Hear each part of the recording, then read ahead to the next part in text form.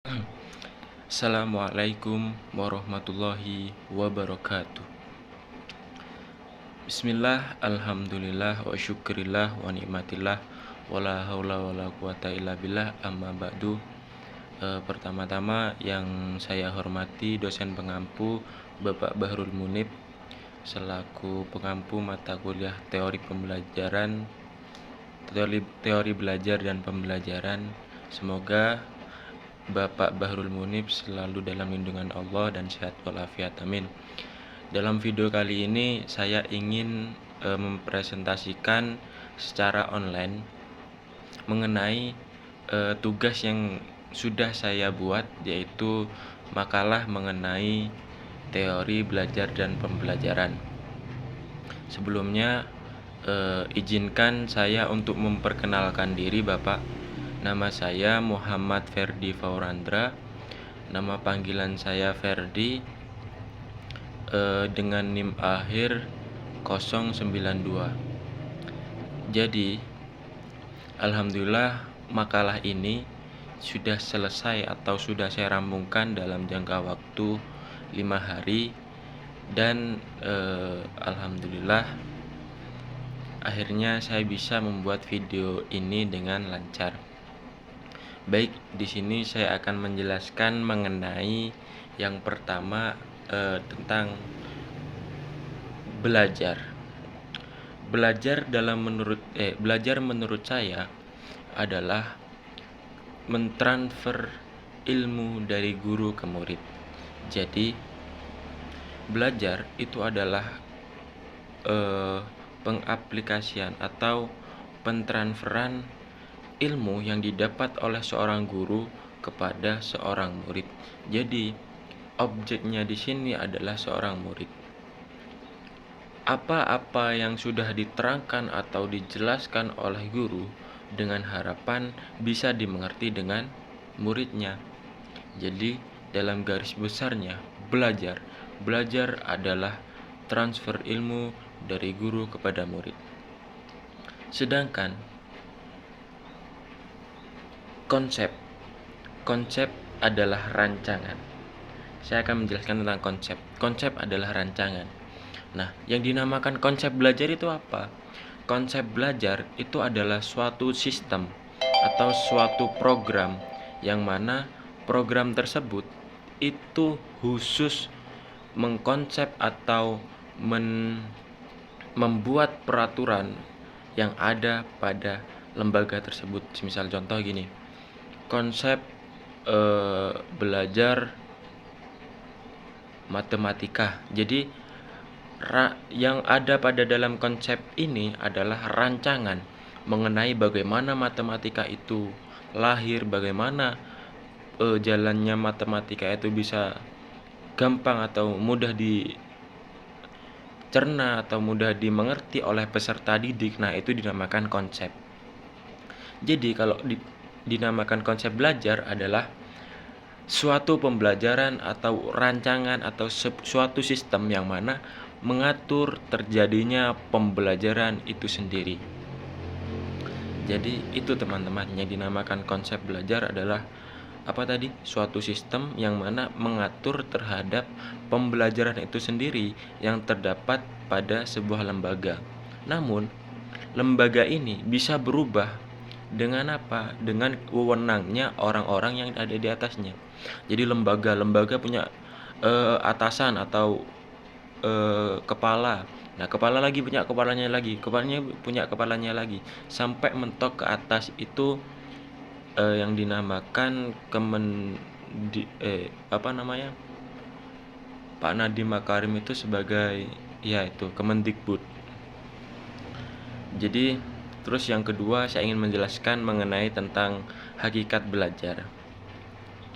Hakikatnya belajar itu adalah sebagai butuh. Jadi belajar itu kita tuh menganggap diri kita yang butuh kepada ilmu itu tersendiri. Nah, ilmu bisa didapat dengan cara kita berinteraksi dengan guru, dengan cara kita belajar mandiri. Namun paling efektifnya dalam pembelajaran yang ada di Indonesia, ilmu itu lebih efektif apabila terjadinya pembelajaran secara tatap muka. Saya sudah mengalami.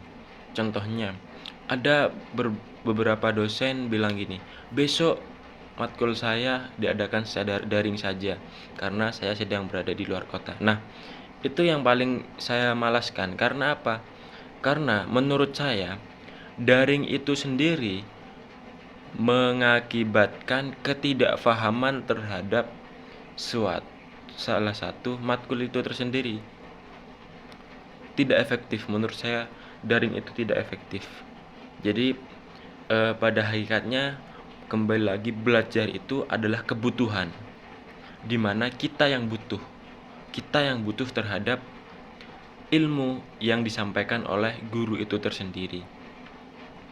Jadi kalau misal belajar itu guru yang butuh, salah.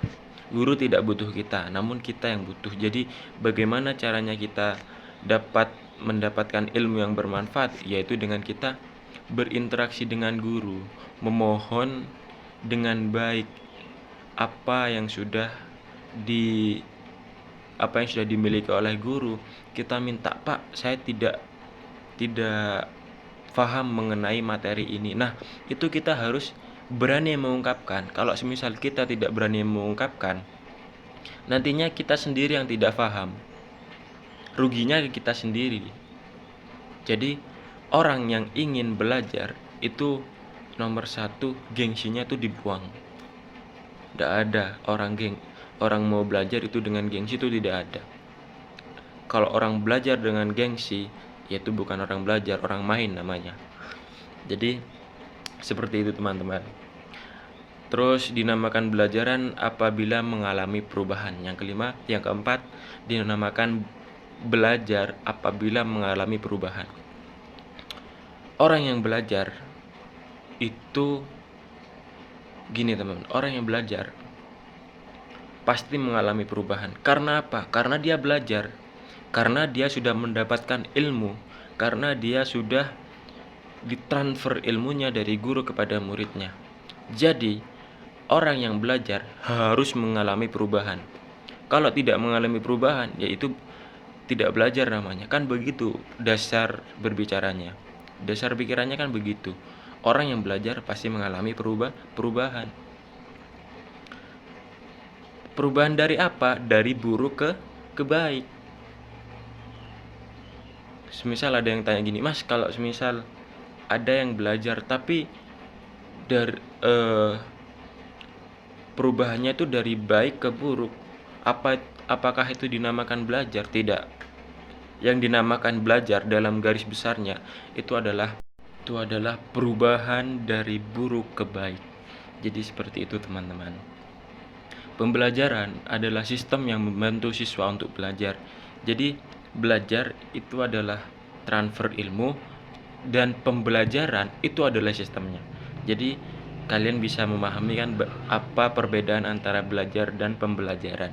Kalau belajar itu mentransfer ilmu atau terjadinya interaksi antara murid dengan guru. Kalau pembelajaran itu adalah sistem yang membantu siswa untuk memudahkan dalam memahami belajar itu sendiri.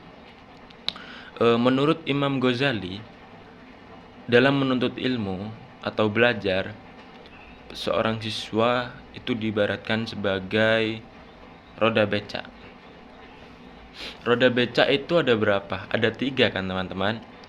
Yang 2 di samping, yang 1 di belakang. Nah, siapa kalau dalam Imam Ghazali itu menyebutkan tiga roda becak ini itu diibaratkan yang kanan ini orang yang menuntut ilmu atau anak yang menuntut ilmu, yang kiri ini adalah gurunya atau dosennya atau kiainya kalau dalam lingkup pesantren, yang belakang ini adalah orang tuanya.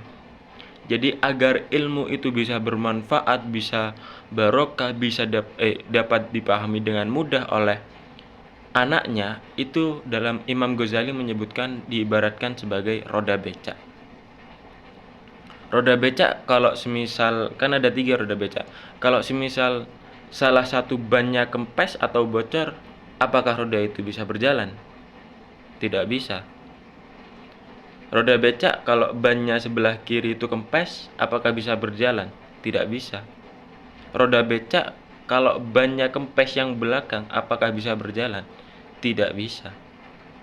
Jadi, yang kanan itu diibaratkan anaknya. Kalau anaknya sudah rajin, gurunya juga sudah 100% dalam mentransfer ilmunya atau mengajarkan apa yang difahami dan diamalkan kepada muridnya, namun orang tuanya yang tidak mendoakan atau tidak membiayai ketika anak itu menuntut ilmu, maka sama saja nantinya anak itu akan berpikir kemana-mana, akan berpikir besok makan apa, akan berpikir bagaimana caranya saya bertahan hidup. Nah, maka dari itu Imam Ghazali mengibaratkan sebagai roda becak, karena 3 ini adalah satu kesatuan. Kalau semisal gurunya sudah rajin dalam pembelajaran atau sudah 100% dalam untuk menyampaikan ilmu agar bagaimana anak itu paham, terus orang tuanya juga sama 100% dalam membiayai, namun anaknya yang glembosi atau sering ngeluh atau anggapannya males-malesan dalam belajar, maka itu sama saja banyak kempes 1 nanti akhirnya. Bagaimana kalau banyak kempes 1? Maka jalannya becak itu akan sedikit sedikit geleor. Kalau dalam bahasa Jawanya geleor. Makanya tiga ini harus saling menguatkan. Kalau anaknya sudah rajin, terus orang tuanya juga sudah membiayai secara penuh, terus gurunya atau dosennya jarang masuk atau males-malesan dosennya atau gurunya untuk menghadiri matkul atau pelajaran itu sendiri, maka sama saja. Tidak ada hasilnya, 0. Anak itu pasti tidak akan mendapatkan ilmu yang bermanfaat. Lah dari siapa ilmunya? Orang ilmu itu bisa didapatkan dari orang yang pintar, dari guru, dari dosen, dari kiai. Terus kiainya, gurunya, dosennya tidak masuk atau enggan untuk memasuki kelas tersebut. Nah, bagaimana caranya anak itu bisa mendapatkan ilmu? Bagaimana caranya anak itu bisa membanggakan orang tua dengan ilmunya? Sama saja. Terus anak itu ketujuh, anak itu adalah amanah. Amanah yang dititipkan oleh para orang tua, yang mana orang tua itu sendiri oleh Allah sudah dikasih tugas untuk membimbing anak tersebut dengan baik. Jadi anak itu mau anak itu dicap buruk, mau anak itu dicap baik, itu tergantung orang tuanya. Contoh gini, orang tua itu punya beranggapan seperti ini. Oh, anak saya ingin jadi anak yang soleh. Oh ya, maka orang tua harus mempunyai pemikiran, oh saya taruh di pondok aja dah, biar anak saya menjadi anak yang soleh. Nah, terus kalau semisal anak saya pengen menjadi penyanyi, oh saya mau naruh anak saya di SMA ini aja dah, karena basic dari SMA ini adalah penyanyi. Tapi naudzubillah ketika orang tua beranggapan, kamu mau sekolah kemana? Sana terserah kamu aja. Nah, itu yang seharusnya diprihatinkan oleh para orang tua. Kenapa? Kalau semisal anak sudah memilih sekolahan sendiri, sudah pasti anak itu memilih sekolahan yang paling bergengsi. Bukan bergengsi karena prestasi akademiknya atau apapun itu, tapi karena teman-temannya, pengaruh temannya. Pengaruh teman itu sangat penting, sangat sangat luar biasa menurut saya. Karena baik dan buruknya seseorang itu tergantung pada lingkungan. Maka dari itu, kalau punya anak, para orang tua itu harus membimbing anak tersebut dengan sebaik-baiknya. Terus yang kedelapan itu adalah gaya belajar. Gaya belajar itu dibagi menjadi 3 secara garis besar. Ada visual, auditory, dan kinestetik. Visual itu sendiri mengandalkan penglihatan. Jadi kayak saya tuh gaya belajar saya itu visual dengan melakukan penglihatan, dengan melakukan datang langsung ke kelas, dengan melakukan baca buku. Itu gaya belajar visual, mengandalkan terhadap penglihatannya. Itu contohnya tadi seperti membaca buku, datang ke kelas, seperti itu. Terus yang kedua auditory. Auditory ini mengandalkan terhadap pendengaran. Nah, ada nih teman saya itu ya notabene maaf ya, tidak mempunyai mata atau buta. Lah, bagaimana dia bisa memahami kalau semisal 1 tambah 1 itu sama dengan 2? Karena apa? Karena dia mendengar. Dia tidak mempunyai mata, tapi telinganya masih berfungsi. Makanya dia memanfaatkan telinga tersebut untuk belajar. Makanya ada yang menamakan gaya belajar itu auditory. Terus yang ketiga, kinestetik. Kinestetik itu menurut saya agak agak agak keren sih. Karena kinestetik ini memadukan dua gaya belajar antara visual dan auditory. Contohnya adalah eksperimen di lab, terus praktek, itu gaya belajar kinestetik. Terus yang terakhir adalah jenis-jenis belajar. Jenis-jenis belajar itu banyak sekali. Saya menyebutkan 3: afektif, kognitif, sama psikomotorik. Kalau afektif itu mendengarkan orang lain atau merasakan. Afektif itu lebih kerasa, kayak semisal contoh saya mendengarkan orang lain dengan baik, itu sama dengan menghargai. Nah, itu termasuk afektif. Terus yang kedua kognitif, kepintaran. Kepintaran itu kayak gimana ya? Contohnya itu memecahkan masalah itu sendiri. Kayak ada dosen bertanya, sebutkan nama presiden Indonesia sekarang. Nah, saya adalah gaya belajar saya kognitif dengan melakukan kepintaran. Oh, saya langsung menjawab, Pak Jokowi, Pak. Nah, itu salah satu contoh belajar yang kognitif.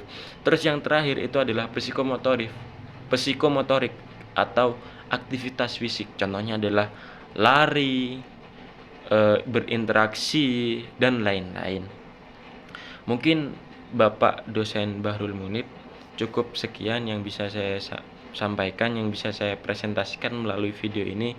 Semoga apa yang dapat saya sampaikan menjadi ilmu tersendiri baik untuk diri saya maupun orang lain. Semoga bermanfaat. Terima kasih. Akhirul kalam. Assalamualaikum warahmatullahi wabarakatuh.